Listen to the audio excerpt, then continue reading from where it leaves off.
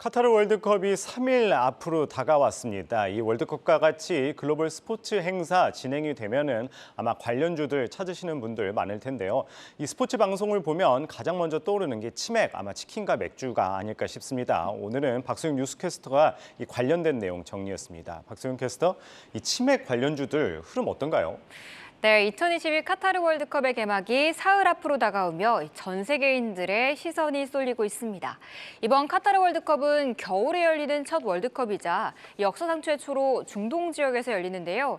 한국은 포르투갈, 우루과이, 가나와 함께 H조에 편성됐고 우리 시간으로 다음 주 목요일 24일 밤 10시에 첫 상대 우루과이와 붙게 됐습니다. 저녁도 먹고 딱 출출해질 시간에 경기가 시작되며 야식으로 치킨의 맥주 생각 날 것 같은데요. 월드컵 대목을 앞두고 치킨 관련주를 묶어 투자하는 ETN도 나온 가운데 첫 번째로 교촌치킨을 운영하는 교촌 F&B 한번 살펴보겠습니다. 3분기 실적 부진은 지속되고 있지만 4분기에는 월드컵 등 성수기에 진입하며 실적 회복세 전환이 기대된다는 평가가 나오고 있습니다. 기대감 속에 주가에 가장 많이 반영되면서 지난달 17일부터 어제까지 한 달 만에 27%의 급등을 보였는데요. 최근 좀 윗꼬리를 달면서 변동성을 키우고 있긴 하지만 오늘도 1% 오르면서 12,650원에 거래되고 있습니다. 다음은 닭을 유통하는 회사죠. 하림도 한번 살펴보시죠. 완만하지만 그래도 우상향하면서 한 달 사이 7.9% 올랐습니다. 오늘도 빨간불 켜내면서 2,850원 선에 지나가고 있습니다.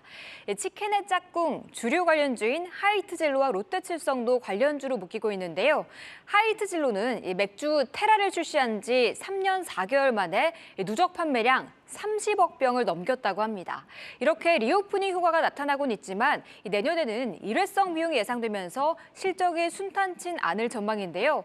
분위기 연이틀 파란불 켜내면서 0.5% 하락하고 있습니다. 롯데칠성은 신제품 소주인 처음처럼 새로가 자리 잡고 제로 탄산 카테고리도 늘어나면서 시장 점유율이 확대될 것으로 기대되고 있습니다. 하지만 주력 섹터는 대체로 목표가 하향 리포트가 주를 이루고 있는데요. 어제 3% 하락을 잇고 오늘은 소폭 반등해주면서 0.3% 강보합권에 거래되고 있습니다. 네, 음식료 관련주들 살펴봤는데 그럼 음식료 말고 다른 관련주들이 있다면 어떤 게 있을까요? 네, 스포츠 경기를 크고 선명한 화면으로 즐기고 싶은 시청자들이 많아서 이 TV도 월드컵이나 올림픽 등을 앞두고 많이 바꾸곤 했는데요. 하지만 인플레이션과 경기 침체 등으로 인해 올해 글로벌 TV 시작은 10년 사이 가장 큰 한파를 겪고 있습니다. 하지만 지난달 31일부터 지난 6일까지 이마트의 TV 매출이 직전 일주일보다 4배가 넘게 증가한 것으로 집계됐는데요. 월드컵이 다가올수록 소비자들의 관심도가 높아지며 TV 수요는 더욱 커질 것으로 예상되는 분위기입니다. 이를 두고 증권가에서는 수치가 얼마나 찍히느냐에 따라 재고 건전화에 나서는지 지켜봐야 한다고 분석하고 있습니다. 가전업계 주가에는 아직 월드컵 영향은 크진 않은 편입니다. 삼성전자는 어제 하락을 딛고 소폭 반등해주고 있는 가운데 12,000원 터치 시도하고 있고요. LG전자는 주가가 사흘째 하락을 보이고 있습니다. 그렇지만 외국인과 기관의 동반 순매수가 유입되고 있는 가운데 오늘은 1.2% 약세 나타내고 있습니다. 이와 함께 TV가 아닌 모바일이나 PC로 보려는 시청자들을 공략한 네이버와 아프리카 TV도 수혜주로 꼽히고 있습니다. 네이버는 국내에서 가장 먼저 중계권을 따내면서 다양한 서비스로 월드컵 특수를 기대하고 있는데요. 생중계를 보면서 함께 채팅할 수 있는 오픈톡을 광고나 커머스와 연결하겠다는 수익화 계획을 밝혔습니다. 주가는 지난주 금요일 급등을 보인 후 다시 숨을 고르고 있습니다. 그래도 크게 밀리진 않은 채 사흘째 약보합권에 거래되고 있는데요. 현재는 좀 힘이 빠지면서 1%까지 낙폭 키우고 있습니다.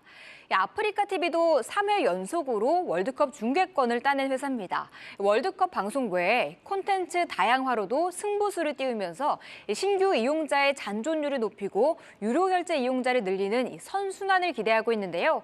하지만 주가는 역시 이번 주 쉬어가고 있습니다. 급등하면서 9만 원 선으로 올랐었지만 다시 8만 원 후반대로 내려오면서 88,900원 선에 거래되고 있습니다. 마지막으로 경기 전이나 중간, 후에 나올 광고들도 스포츠 경기와 함께 보게 되는데요. 광고회사 이노션 보시면 대표 고객사로 현대차와 기아를 두고 있습니다.